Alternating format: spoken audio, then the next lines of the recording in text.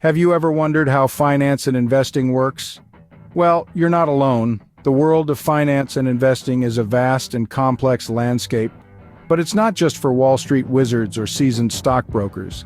It's for everyone, because everyone has money and everyone needs to make decisions about it. Understanding finance and investing is like having a roadmap to navigate this landscape. It's about knowing how to grow your wealth, how to manage your assets, and how to plan for the future. It's about making your money work for you.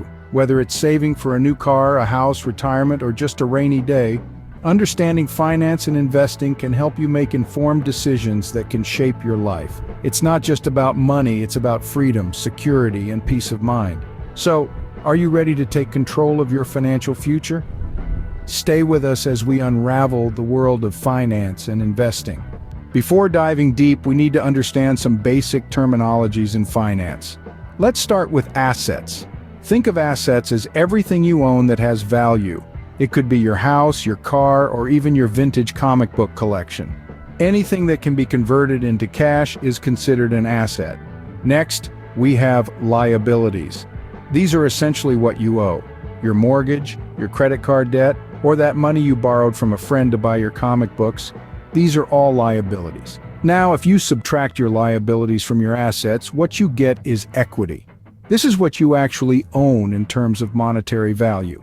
If you sold all your assets today and paid off all your liabilities, your equity is what you'd be left with. Moving on to interest. This is the cost of borrowing money. Think of it as a fee you pay for using someone else's money. For instance, if you borrow $100 at a 5% interest rate, you'll have to pay back $105. Then there's dividends. These are a portion of a company's earnings that are distributed to shareholders. Imagine owning a piece of a giant apple pie. Every once in a while you get a slice of it. That's what dividends are like, slices of the company's profit pie. Lastly, we have capital.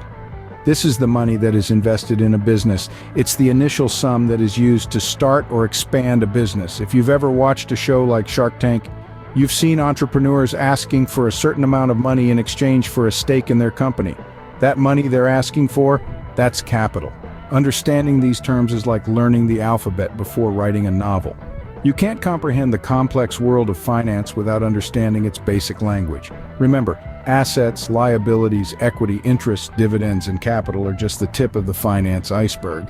But don't worry, we'll uncover the rest together. This basic understanding of finance terminology is the first step towards mastering finance. Now that we have an understanding of basic finance terms, let's explore investing. Investing, at its core, is about putting your money in various assets with the expectation that they'll grow over time. It's like planting a seed and nurturing it over time to grow into a tree. But instead of a tree, you're growing your wealth. The beauty of investing is that it allows your money to generate more money, essentially making your money work for you. But why invest? Well, simply put, the goal of investing is to create wealth and achieve financial goals. It's about securing your future and ensuring that you have a comfortable life even when you're no longer working.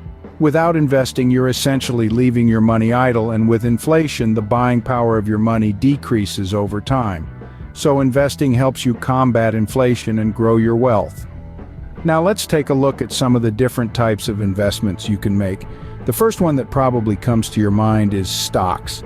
When you buy a company's stock, you're buying a piece of that company. You become a shareholder, and as the company grows and profits, so does your investment. Next, we have bonds.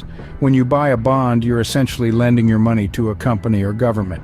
In return, they promise to pay you back with interest after a certain period. Then, there are mutual funds. Think of them as a collection of stocks and bonds. When you buy a mutual fund, you're pooling your money with other investors to buy a diversified portfolio managed by professionals. There are many more types of investments like real estate, commodities, and even digital assets like cryptocurrencies. Each comes with its own set of risks and rewards. It's important to understand these before diving in. Investing is all about making your money work for you. Remember, investing isn't a get-rich-quick scheme. It's a long-term game that requires patience, knowledge, and a bit of risk-taking. But with careful planning and informed decisions, investing can pave the way to financial freedom. Scene script. Ever heard of the term compound interest? It's often called the eighth wonder of the world. Let's break it down. Imagine you have $100. You put it in a savings account with a yearly interest rate of 5%.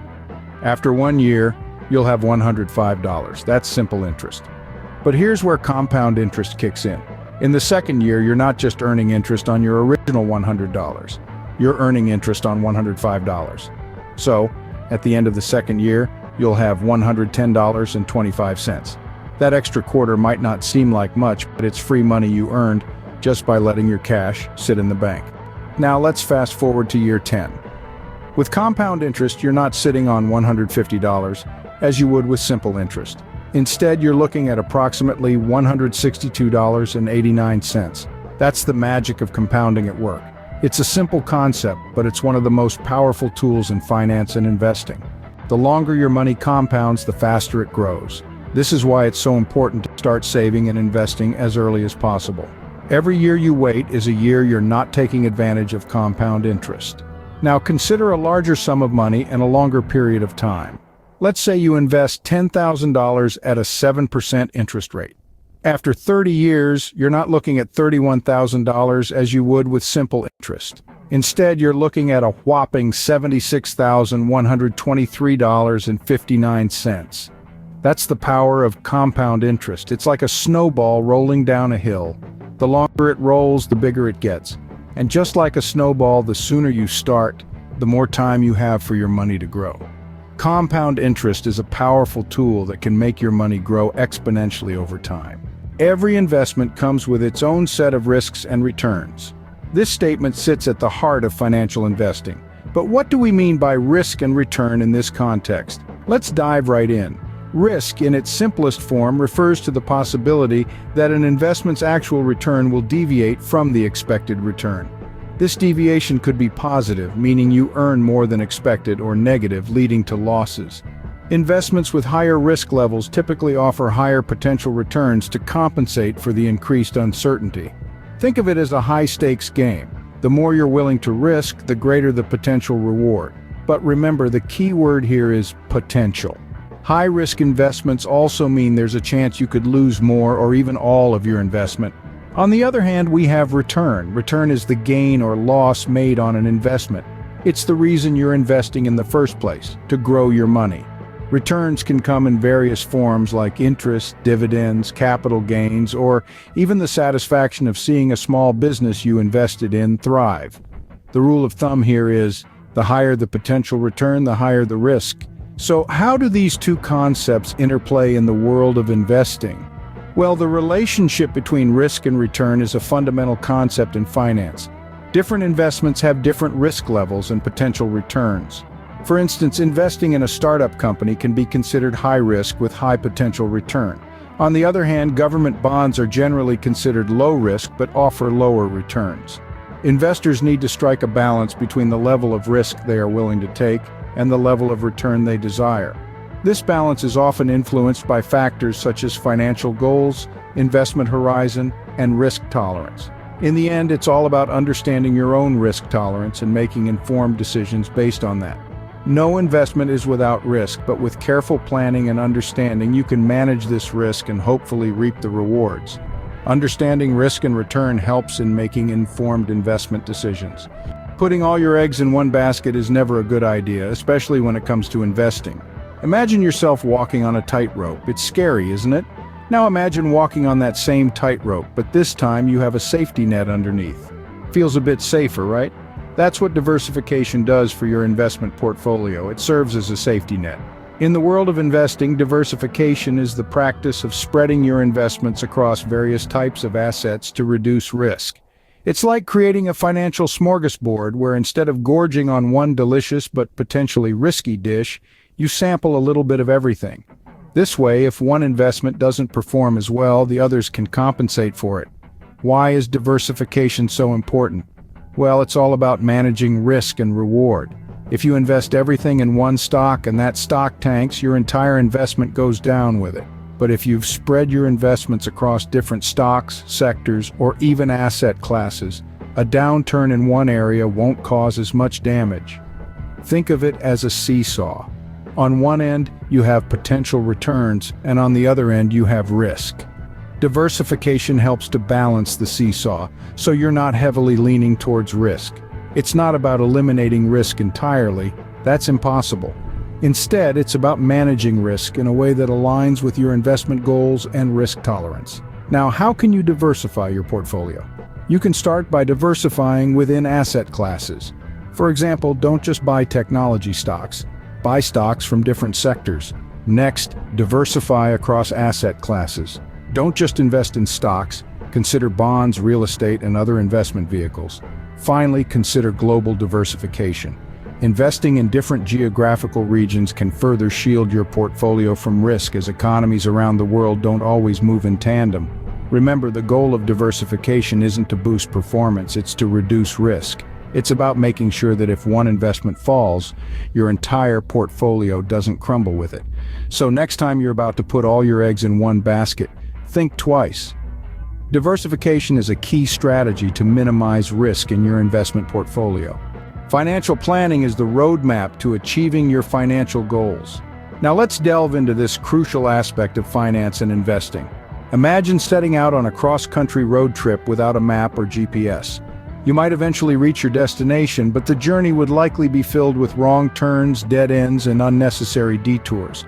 Financial planning serves as that indispensable map or GPS for your financial journey. It provides you with a clear path to follow, helping to steer you away from financial pitfalls and keep you on track towards your financial destination.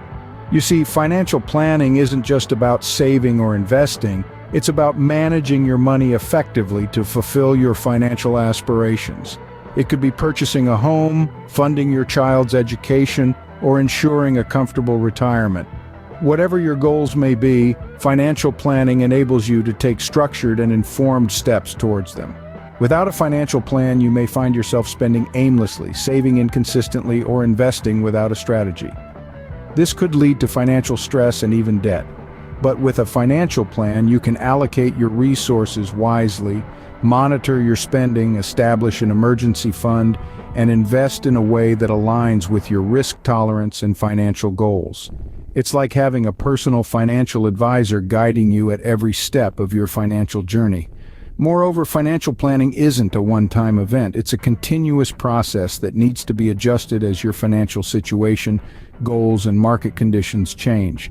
It's not about predicting the future, but about preparing for it. And remember, financial planning is not just for the wealthy. Regardless of your income level, a financial plan can help you maximize your financial potential and achieve financial stability. It's about making the most of what you have to get where you want to be.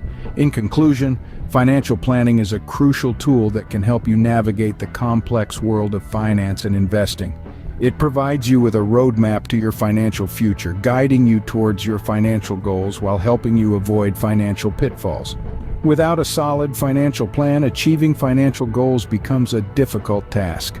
So take that first step today and start planning for a financially secure future. So we've covered the basics of finance and investing. Let's take a moment to recap to ensure that these key concepts have firmly taken root. We started off by introducing the world of finance and investing, painting a broad picture of its importance in our day-to-day lives and for our future. We explored how finance is not just about money, but about making the best use of the resources we have. We then delved into the basic terminologies in finance, from assets and liabilities to equity and capital. We learned that these terms are the building blocks of finance, the language we need to understand to navigate this world effectively. Next, we unpacked the concept of investing, emphasizing how it is more than just putting your money in a bank. It's about growing your wealth, about making your money work for you. We discussed different investment vehicles and strategies, highlighting the potential for both profit and loss. We then moved on to the magic of compound interest. We discovered how this powerful concept could turn small, regular investments into a substantial sum over time. It's not just about the money you invest, but the time you allow it to grow. Risk and return, two inseparable elements in investing, were our next point of focus. We learned that higher potential returns often come with higher risks, and that understanding our risk tolerance is crucial to making informed investment decisions. We also touched on the power of diversification in investing. We learned that spreading our investments across a variety of assets can help mitigate risk and smooth out potential losses. Lastly, we underscored the importance of financial planning.